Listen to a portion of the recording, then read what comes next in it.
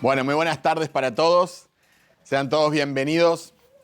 Qué lindo que es poder estar acá reunidos para alabar al Señor, para cantar al Señor, para escuchar su palabra. Así que muchas gracias a todos los que vinieron. Hoy va a ser un culto especial. Y todos los cultos deberían de ser especial porque adoramos al Señor, ¿verdad? Culto es un homenaje que le damos a Cristo. Entonces, qué bendición poder estar acá. ¿Qué les parece si oramos y nos metemos de lleno en la palabra del Señor? Oremos.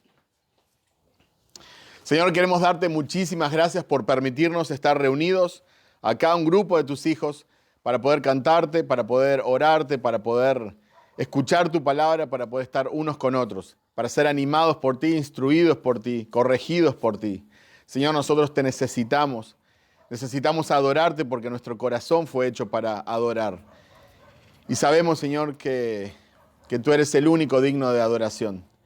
Y nosotros sabemos que nos has salvado y que has derramado tu gracia sobre nosotros. Y no solo necesitamos, nosotros queremos, Señor, adorarte. Queremos conocerte más. Te pedimos, Señor, que en tu bondad, en tu misericordia, nos permitas poder acercarnos a tu palabra, Señor, y poder comprenderla mejor, poder profundizar en ella, pero por sobre todo poder verte a ti, poder ver a Cristo en la palabra y poder ver nuestra necesidad de Él, aún hoy que estamos en Cristo, poder ver cuánto te necesitamos día a día, Señor. Así que dejamos este tiempo en tus manos, en el nombre de Jesús, Señor. Amén, amén, amén.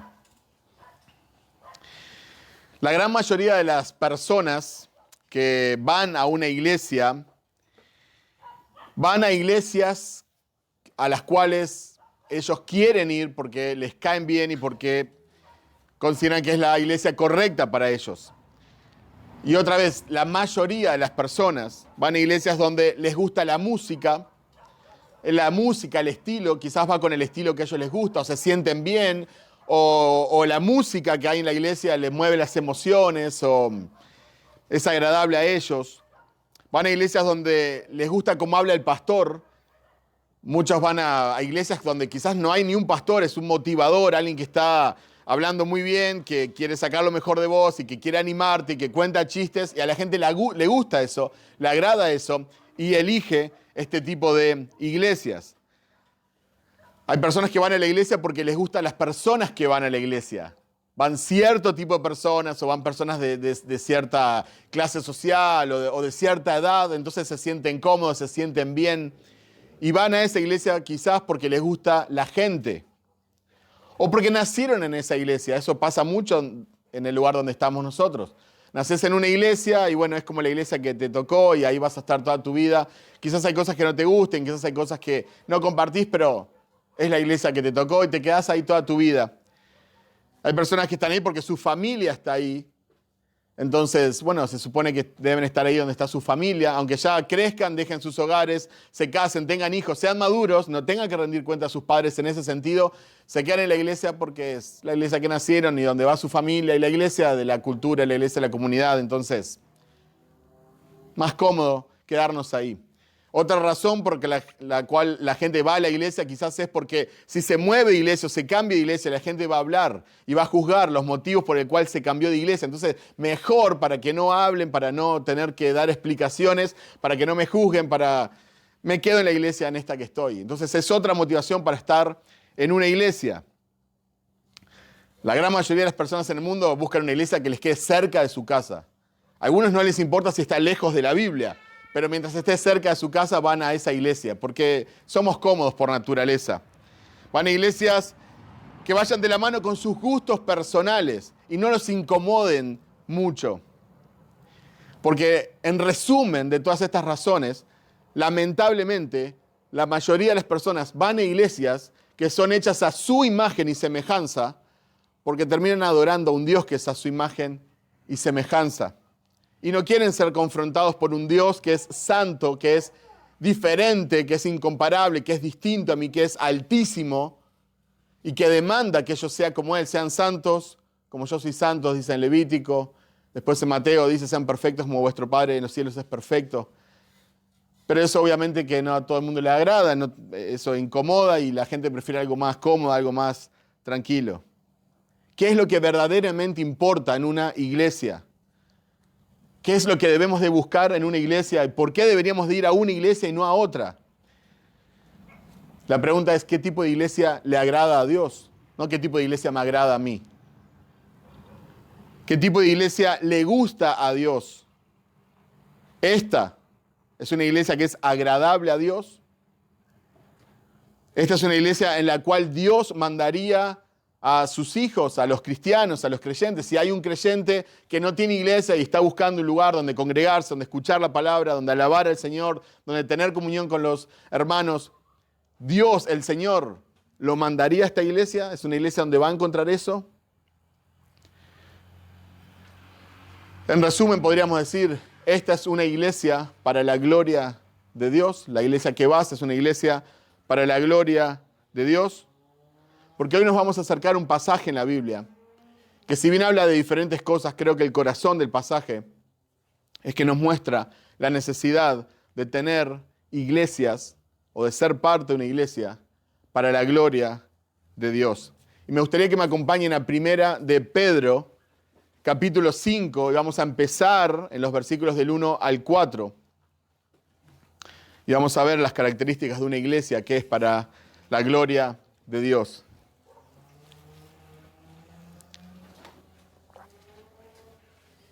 Primera de Pedro 5, del 1 al 4. Ruego a los ancianos que están entre vosotros, yo anciano también con ellos y testigo de los padecimientos de Cristo, que soy también participante de la gloria que será revelada. Apacentad la grey de Dios que está entre vosotros, cuidando de ella, no por fuerza, sino voluntariamente, no por ganancia deshonesta, sino con ánimo pronto, no como teniendo señorío sobre los que están a vuestro cuidado, sino siendo ejemplos de la grey. Y cuando aparezca el príncipe de los pastores, vosotros recibiréis la corona incorruptible de gloria.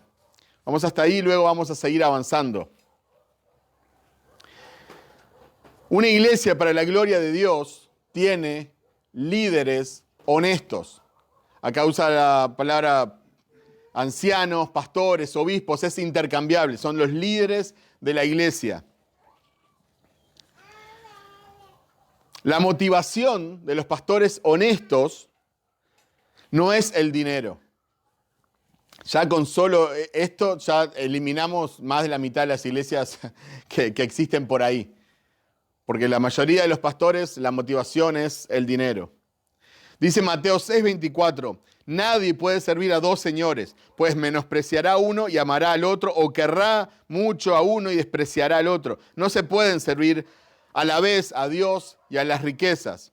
1 Timoteo 6:10 dice, porque el amor al dinero es la raíz de toda clase de males. Por codiciarlo, algunos se han desviado de la fe y se han causado muchísimos sinsabores.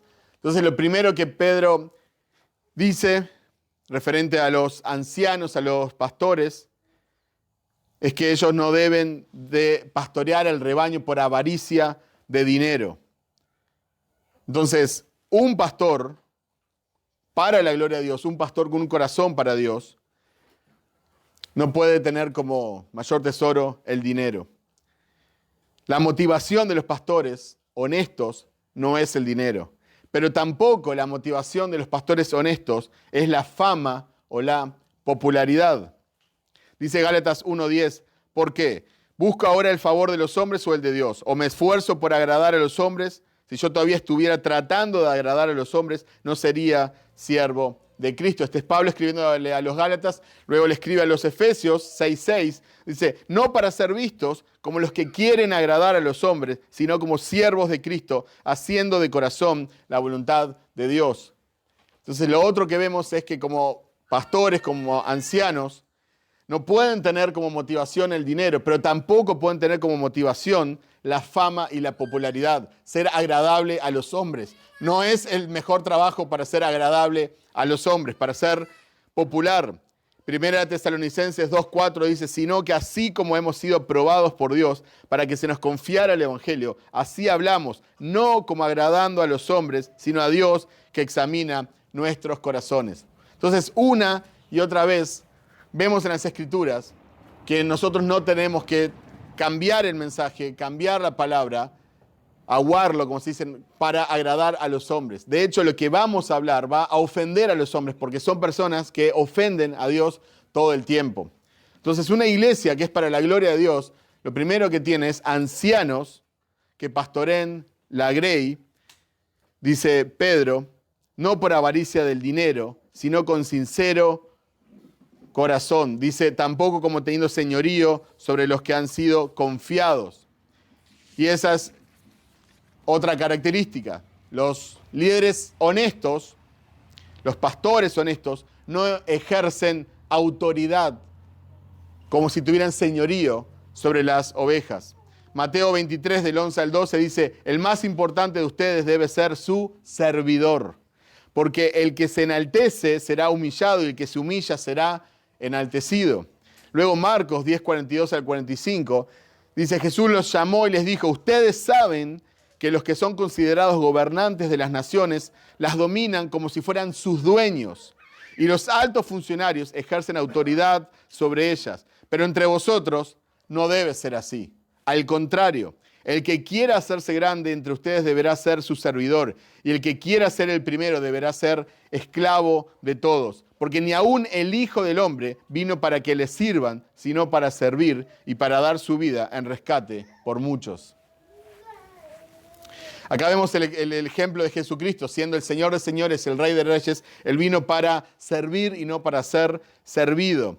Pablo dice en Efesios 3, 8, a mí que soy menos que el más pequeño de todos los santos, se me concedió esta gracia de anunciar a los gentiles las inescrutables riquezas de Cristo. Esta es otra característica de los pastores. ¿Qué se espera de un pastor? Bueno, que predique las inescrutables riquezas de Cristo a los perdidos. Debe anhelar la gloria venidera. Estamos en 1 Pedro 5, versículos 1 y 4. Los pastores deben guiar, proteger, alimentar a las ovejas a través de la palabra de Dios. Los pastores deben ser ejemplos. No solo deben hablar la palabra de Dios, deben de vivir la palabra de Dios. Y los pastores, como tales, no tenemos el derecho de hacer iglesia como a nosotros nos parezca. No importa lo que nos gusta o lo que no nos gusta. No importa lo que quiera, importa lo que enseña la palabra de Dios. La iglesia no nos pertenece, le pertenece a Cristo. Él la compró con su sangre. Eso está en Hechos 20, 28. Dice, tengan cuidado de sí mismos y de toda la congregación en medio de la cual el Espíritu Santo les ha hecho obispos para pastorear la iglesia de Dios, la cual Él compró con su propia sangre. Entonces, ningún pastor tiene derecho a hacer iglesia como a él se le antoja, como él quiere. Nosotros tenemos que hacer iglesia como Dios quiere, y Dios nos dejó su palabra con los principios suficientes para que nosotros podamos tener una iglesia para su honra y gloria, y no para nuestra gloria o para nuestra ganancia. Si Cristo te ha confiado su iglesia, entonces el pastor debe de pastorear con responsabilidad. Los líderes de la iglesia son exhortados a pastorear el rebaño de Dios entre ellos. Esto implica cuidar y guiar a los creyentes con amor y diligencia, enseñando, apoyando y guiando. Los líderes de la iglesia deben asumir el papel con seriedad, dedicación, invirtiendo tiempo y esfuerzo. Los pastores deben de servir voluntariamente, independientemente de que tengan un sueldo, y la Biblia también habla de eso, y está buenísimo que las iglesias puedan apoyar a los pastores para que se dediquen a tiempo completo y puedan predicar la palabra del Señor. Pero independientemente de eso, ellos tienen que servir voluntariamente. Los líderes deben de servir al rebaño no por obligación, sino de manera voluntaria. Muchas veces los líderes deben sacrificar su propia comodidad por un bien mayor. Los líderes de la iglesia deben servir con un corazón genuino y desinteresado. Y por último, también veíamos que debemos de evitar la avaricia y el señorío sobre las personas. Debemos alejarnos de la avaricia, del enfoque materialista. Los líderes deben ser ejemplo de desprendimiento, humildad, servicio, y deben evitar cualquier actitud o acción que pueda dañar o abusar a aquellos a quienes lideran. Los pastores no deben ejercer señorío o control autoritario sobre los creyentes que Dios les ha confiado. La palabra de Dios es nuestra autoridad y la palabra de Dios es la autoridad final. Mi palabra no tiene valor. Puedo dar un consejo, el consejo puede ser sabio o no porque soy falible, pero la palabra de Dios es infalible. Entonces la palabra de Dios es nuestra autoridad y la autoridad de la iglesia. El otro día una señora me dijo, pero dijo, el pastor es la cabeza de la iglesia. Le dije, no señora, Cristo es la cabeza de la iglesia. ¿En serio? Me dijo. Sí, en serio. Esto me pasó hace unos días en un estudio bíblico. Los pastores deben ser ejemplos para el rebaño. Los líderes deben demostrar ser ejemplos en su manera de vivir y en su fe. Esto implica vivir vidas piadosas y centradas en Cristo. Los creyentes necesitan ver y seguir el ejemplo de sus pastores. Deben esforzarse por vivir de acuerdo con los principios y las enseñanzas de la palabra de Dios, para que su vida sea un testimonio vivo que inspire y guíe a otros. Entonces, si mi vida no es un ejemplo de las enseñanzas de la palabra de Dios, no importa lo que yo diga, grite, hable, porque mis acciones van a terminar hablando más fuerte que mis predicaciones. Eso se ve en la vida de los padres y los hijos. Yo le puedo decir a mis hijos toda la vida, no fumen, no fumen, no fumen, no fumen. ¿Por qué? Porque hace mal, no fumen, hace mal. Pero si yo, y es un ejemplo nomás, estuviera fumando cada día de mi vida, a cada rato, ¿qué mensaje va a hablar más fuerte en la vida de mis hijos? Evidentemente mis acciones van a hablar mucho más fuerte que mis palabras. Un pastor, un líder de una iglesia, y aún el testimonio cristiano, tiene que ser igual. Está perfecto hablar y decir lo que la Biblia dice, escrito está, pero también tenemos que vivirlo. También tenemos que hablar con nuestras acciones. La Biblia establece varios requisitos para aquellos que desean ser pastores o líderes de las iglesias. No cualquiera puede ser pastor, y no significa que el pastor valga más o sea mejor, pero hay ciertos requisitos para ser pastor. Estos requisitos se encuentran en 1 Timoteo y en Tito, y me gustaría que me acompañen. Vamos a ver primero 1 Timoteo 3, del 1 al 7. 1 Timoteo 3, del 1 al 7.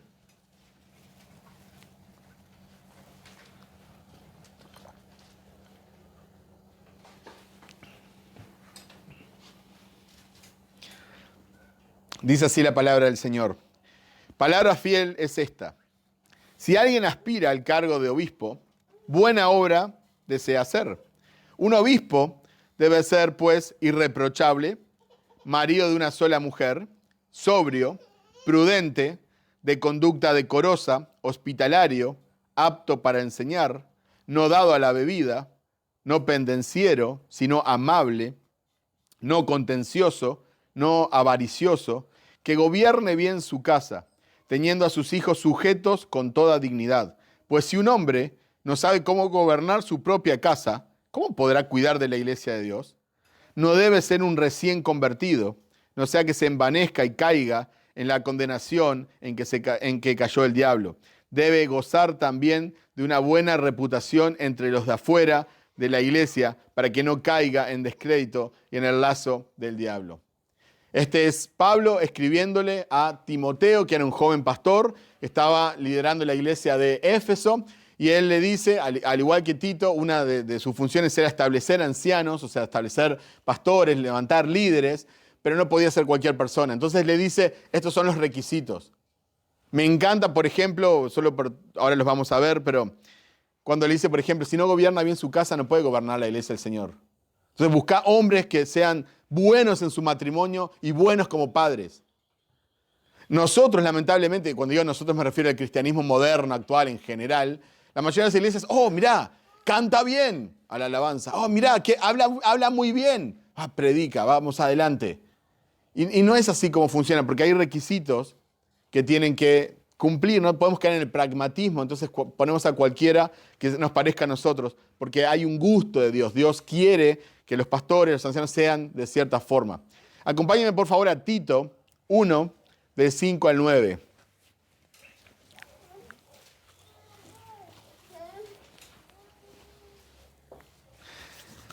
Tito 1, del 5 al 9. Por esta causa te dejé en Creta, para que pusieras en orden lo que queda, y designaras ancianos en cada ciudad como te mandé. Lo designarás si el anciano es irreprensible, marido de una sola mujer, que tenga hijos creyentes, no acusados de disolución ni de rebeldía, porque el obispo debe ser irreprensible como administrador de Dios, no obstinado, no iracundo, no dado a la bebida, no pendenciero, no amante de ganancias deshonestas. Antes bien, debe ser hospitalario, amante de lo bueno, prudente, justo, santo, dueño de sí mismo. Debe retener la palabra fiel que es conforme a la enseñanza, para que sea capaz también de exhortar con sana doctrina y refutar a los que contradicen. Acá tenemos a otro joven pastor llamado Tito, que estaba en la isla de Creta, y también Pablo le manda poner ancianos, levantar ancianos, obispos, pastores, pero no cualquiera, y dar las mismas instrucciones básicamente que le había dado a Timoteo. Entonces, en resumen, entre estos dos pasajes, nosotros entendemos que una iglesia para la gloria de Dios debe tener pastores honestos. Busqué esta palabra porque es una, ¿sí? No son perfectos, pero son honestos en lo que hacen. No lo hacen por ganancias deshonestas, no lo hacen por fama y popularidad, no lo hacen para jactarse, no lo hacen por dinero. Son honestos en lo que hacen. Entonces, un pastor, un anciano debe ser irreprochable en su conducta. Debe ser un modelo de integridad moral y espiritual. Ser esposo de una sola mujer, esto habla de la fidelidad conyugal, mantener un matrimonio íntegro, donde es en cierta forma la prioridad, porque en los dos pasajes es una de las primeras cosas que menciona Pablo. Esposo de una sola mujer. La familia es muy importante. Si no gobierna bien su casa, entonces no sirve para esto. La familia es muy importante. Dice, y quiero, esto puede ser obvio, pero en los tiempos que vivimos lamentablemente no hay nada obvio. Entonces hay que decirlo. Tiene que ser hombre. Porque dice marido de una sola mujer. No dice persona con un solo cónyuge. Dice marido de una sola mujer. No dice esposa de un solo hombre. Tiene que ser hombre.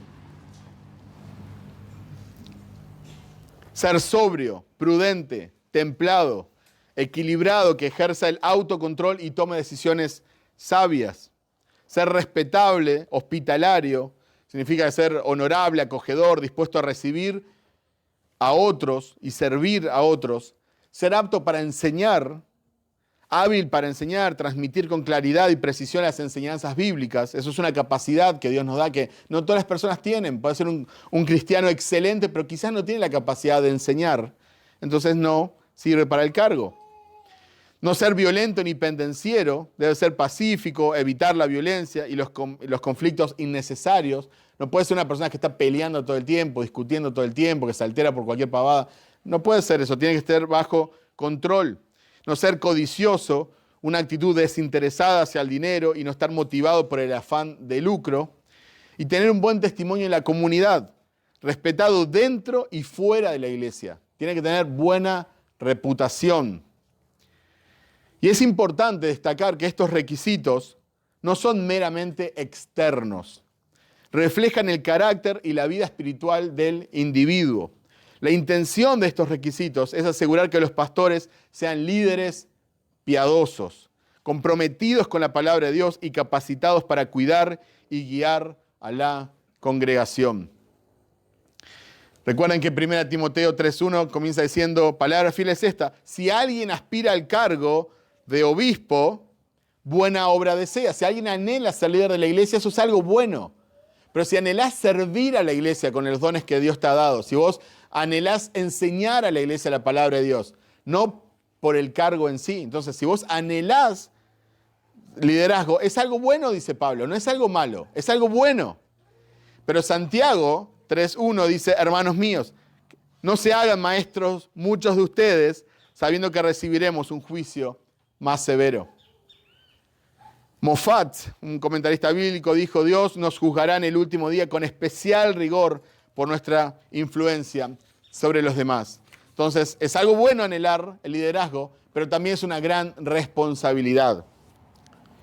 Si volvemos a 1 de Pedro, nuestro pasaje central, en el versículo 4 dice, y cuando aparezca el príncipe de los pastores, ustedes recibirán la corona inmarcesible de gloria. Cuando aparezca el príncipe de los pastores, o el pastor supremo, o el pastor de los pastores. Ustedes recibirán la corona inmarcesible de gloria. Le está hablando a los ancianos de la iglesia. Y esta debe ser la mayor motivación de todo hombre en el liderazgo. No se trata de los pastores, se trata del príncipe de los pastores. Un buen pastor es el que apunta al buen pastor. Un buen pastor es el que está a la espera del príncipe de los pastores. El que anhela no la ganancia deshonesta, no el dinero, no la fama, no la popularidad, no el aplauso, no el agrado de los hombres. El que anhela la corona que trae el príncipe de los pastores, el pastor supremo. A él esperamos. Pero yo sé que la gran mayoría de ustedes estábamos todos, le voy a hablar a mi pastor, le voy a decir a mi pastor. Conozco un pastor por ahí, tendría que escuchar esto. Pero una iglesia para la gloria de Dios no se hace solo con pastores. Y la responsabilidad de tener una iglesia sana no cae solamente sobre los líderes, sino también sobre las personas. Por eso Pedro continúa hablando también a las demás personas. Voy a leer ahora 1 Pedro 5, del 5 al 7. Dice, asimismo ustedes, los más jóvenes, estén sujetos a los mayores, y todos revístanse de humildad en su trato mutuo, porque Dios resiste a los soberbios, pero da gracia a los humildes.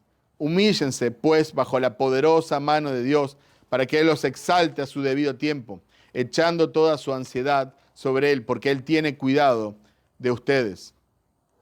Una iglesia para la gloria de Dios instruye a sus jóvenes a ser respetuosos y humildes. Los jóvenes no son los protagonistas de la iglesia como la gran mayoría de las congregaciones. Me encanta, hay un libro que se llama La juvenilización del cristianismo estadounidense. Lo escribió Thomas Bergler. Y él dice, las luces del lugar se apagan. Luces giratorias y multicolores recorren el auditorio.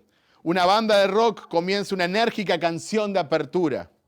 El cantante principal proclama, olvídate de los demás. Este momento es solo para ti y Jesús.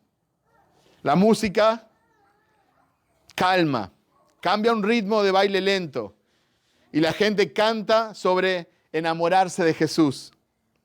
Un guitarrista con jeans ajustados cierra el tiempo de adoración con una oración que comienza diciendo, hola Dios.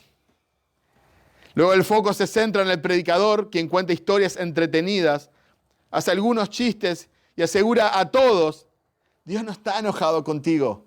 Dios te ama incondicionalmente. Después de la adoración, algunos miembros de la iglesia se inscriben para el próximo viaje misionero, mientras que otros deciden unirse a un grupo pequeño donde pueden recibir apoyo en su camino de fe.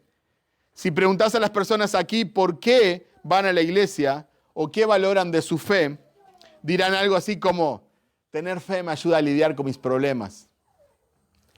Thomas Bergler, quien escribió este libro, añade, la expresión contemporánea del cristianismo carece de seriedad, rigor, profundidad intelectual y espiritual. Los jóvenes necesitan ser entrenados, confrontados, discipulados, animados, probados. Los jóvenes no necesitan ser entretenidos en la iglesia. Los jóvenes necesitan ver ejemplos sanos de las personas mayores. Los jóvenes necesitan ser confrontados con el Evangelio. Tito también recibe esta carta de Pablo y él le dice en 2, 3, 8, asimismo exhorta a los jóvenes a que sean prudentes.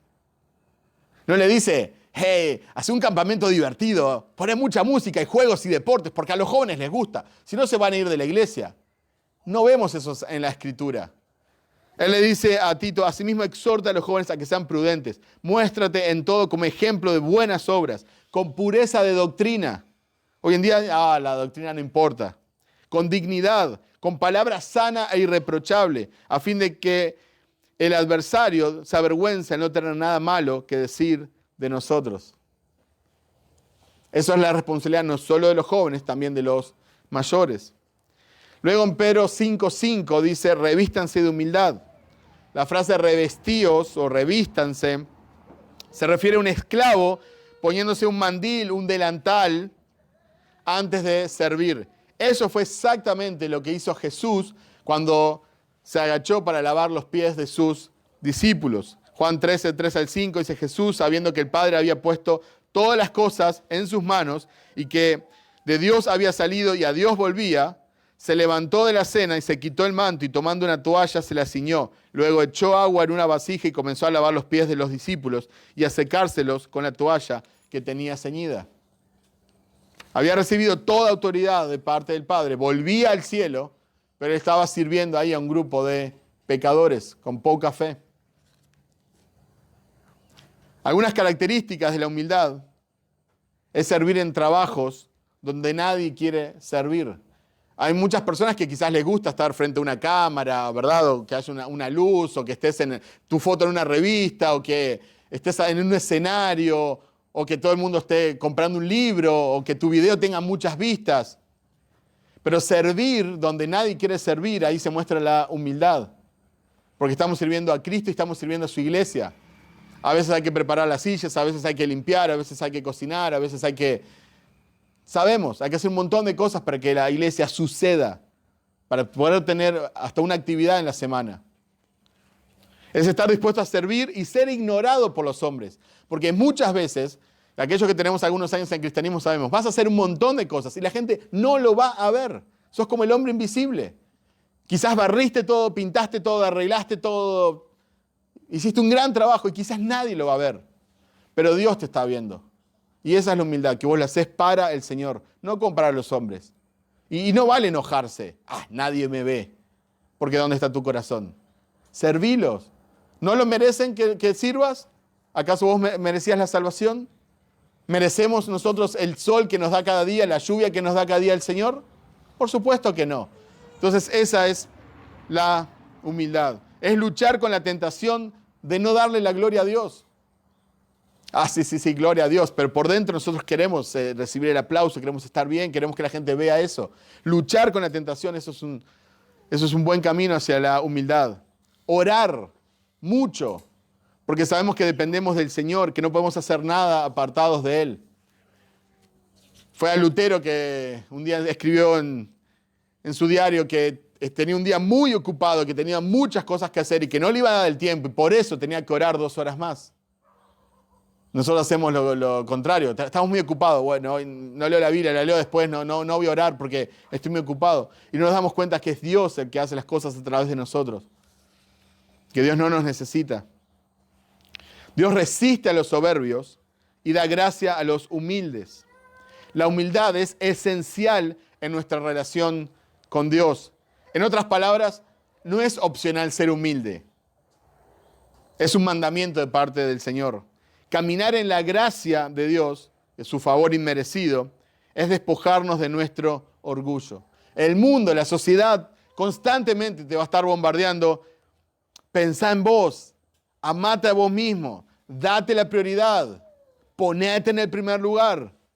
Pero la palabra del Señor enseña totalmente lo contrario. No se trata de mí. Busca el reino de Dios y su justicia primeramente. Los demás antes que yo. Hacé a los demás como te gustaría que te hagan.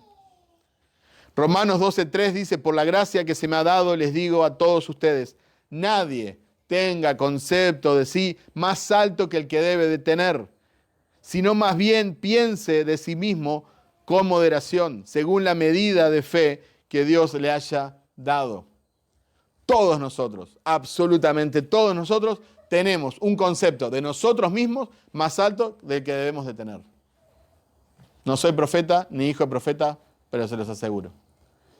Nuestro problema no es que no nos valoramos. Eso es un invento de la psicología actual. Nuestro problema es que nos amamos muchísimo. Aun cuando decís, soy el más feo del mundo, soy el más infeliz del mundo, te estás poniendo en el centro del mundo. No sos ni el más feo del mundo ni el más infeliz del mundo. Hay otro que es más feo que vos. Ni para ser el más feo, no sos el primero nada. Somos estándar, ¿se entiende? No se trata de nosotros, se trata de Dios. Y la falta de humildad o el orgullo es contrario a la gracia de Dios. Por eso, Pedro dice bien claramente que Él resiste a los orgullosos, pero da gracia a los humildes. Esa palabra resiste es muy interesante. Significa que Dios establece una batalla contra tales individuos. O sea, Dios está en pie de guerra contra los orgullosos. La gracia y el orgullo son enemigos eternos. El orgullo demanda que Dios me bendiga en base a lo que yo pienso que merezco. La gracia solo tratará conmigo en base al carácter de Dios, no en base a mis méritos. Meyer dice, el orgullo es uno de los pecados más detestables. No obstante, encuentra alojamiento en las almas más serias. Aunque hablamos de él con un nombre más ligero, le llamamos independencia, confianza en sí mismo, no siempre lo discernimos. En el sentimiento herido, el cual se retira a sí mismo y cultiva a sus dolores en un mal humor. Estamos orgullosos de nuestra humildad y de nuestra mansedumbre. Y poniendo nuestra mirada más santa, nos preguntamos si los demás nos están admirando por nuestra humildad. Por eso Pedro dice, poniendo toda ansiedad sobre él o echando toda ansiedad sobre él, versículo 7. Nosotros nos ponemos ansiosos porque nos preocupamos por el futuro. Nos preocupamos por el futuro porque en lo profundo de nuestro corazón no creemos que Dios tiene cuidado de nosotros. Y no tiene nada que ver con ser irresponsables. Nosotros debemos de ocuparnos de ciertas cosas, que no es lo mismo que preocuparse. Cada día tendrá su propio afán. Y por último, pero no menos importante, vemos que una iglesia para la gloria de Dios no solo tiene líderes honestos, no solo instruye a sus jóvenes en humildad, y también es ejemplo de estos jóvenes, sino también una iglesia para la gloria de Dios resiste al diablo. 1 Pedro 5, del 8 al 11, dice, sean de espíritu sobrio, estén alerta, su adversario el diablo anda al acecho como león rugiente, buscando a quien devorar, pero resistan los firmes en la fe, sabiendo que las mismas experiencias de sufrimiento se van cumpliendo en sus hermanos en todo el mundo. Y después de que hayan sufrido un poco de tiempo, el Dios de toda gracia, que los llamó a su gloria eterna en Cristo, Él mismo los perfeccionará, afirmará, fortalecerá y establecerá. A Él sea el dominio por los siglos de los siglos. Amén. Su adversario, el diablo, anda alrededor, dice Pedro. Pedro nos exhorta a tener una mente despejada, dice, ser sobrios y alertas. Porque Satanás aún no está atado ni está restringido. Él está presente y el diablo anda alrededor. Él tiene acceso a nosotros en todas partes. Él conoce tus sentimientos y conoce tus circunstancias. Ahora, el diablo no es Dios. El diablo no es omnipresente, no está en todos lados. No es omnisciente, no sabe todas las cosas. Y no es omnipotente, no puede hacer todo lo que él quiera. Dice que anda como el león rugiente. Pablo también le escribió a los Corintios que Satanás se disfraza de ángel de luz, pareciendo glorioso, bueno, atractivo. Pero otras veces también él viene como un león rugiente, ruidoso, intimidante. Él ruge por medio de la persecución, él ruge por medio de la tentación, él ruge por medio de los falsos maestros. Y anda buscando a quien devorar. Y este es el objetivo de Satanás. Él no busca lamer o mordisquear a su presa. Él quiere devorar, matar, destruir. Spurgeon dijo, él nunca va a estar contento hasta que vea al creyente absolutamente devorado. Él lo rompería en pedazos y quebraría sus huesos y lo destruiría por completo si pudiera. Por lo tanto, no disfrutes de la idea que el objetivo principal de Satanás es hacerte miserable. Él se place de eso, pero ese no es el gran fin para él. Algunas veces hasta puede ser que te haga feliz porque él tiene venenos delicados y con sabor dulce, los cuales le administra el pueblo de Dios. Si él piensa que nuestra destrucción puede lograrse mejor por dulces que por amargos, ciertamente preferirá a aquel que tenga el mejor efecto al final. Pero dice, resistid, al cual resistid firmes en la fe. El secreto de la guerra espiritual es fácil, es resistir firmes. A medida que estamos firmes en la fe, resistimos las mentiras, las amenazas y la intimidación del diablo. La Biblia exhorta a los creyentes a huir de diversos males. Huir de la fornicación. Hay cosas que tenemos que huir. Como José, la esposa de Potifar. Salí corriendo. No te quedes a pelear. Salí corriendo. Salí, huí. Pero no así del diablo. En ningún lugar nos dice en la Biblia que tenemos que huir del diablo. Sería un esfuerzo inútil. Resistid viene de las palabras griegas antiguas estar en pie y en contra. Entonces, ¿qué tenemos nosotros que hacer con el diablo? Resistir, que es estar de pie y en contra. No estamos corriendo, no estamos distraídos, no estamos haciendo otras cosas que no tenemos que hacer. Estamos de pie y estamos en contra de él. Pero nos dice que estemos de pie y en contra del diablo. Resistid, orá más, lee más la palabra, congregate asiduamente, busca consejos, no confíes en tu propia prudencia. Eso es resistir al diablo. No se va a ir el diablo corriendo porque gritemos en el nombre de Jesús. Hay mucho teatro en las iglesias. Tenemos que resistir firmes en la fe. Dice Pedro, sabiendo que los mismos padecimientos se van cumpliendo en vuestros hermanos en todo el mundo. También tomamos confianza al saber que nunca estaremos solos en nuestra guerra espiritual. Nuestros hermanos y hermanas que han peleado y están peleando las mismas batallas que nosotros. Tu batalla no es individual. Sos parte de un ejército que está en batalla. Y debes tener la confianza de que la guerra ya está ganada. Por eso dice Pablo, somos más que vencedores por medio de aquel que nos amó. Pedro estaba consciente, muy consciente de que el sufrimiento y peligro que los cristianos enfrentan es real.